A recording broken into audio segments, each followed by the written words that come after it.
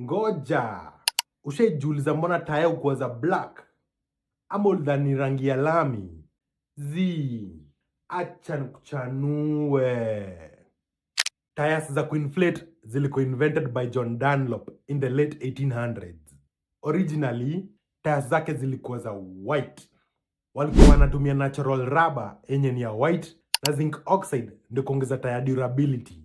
But ilikuwa expensive sana.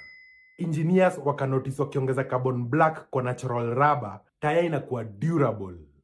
Carbon black husaidia tire isiharibiwe na UV light na husaidia kuondoa heat kwa parts za tire zilizokuwa moto ikitumiwa.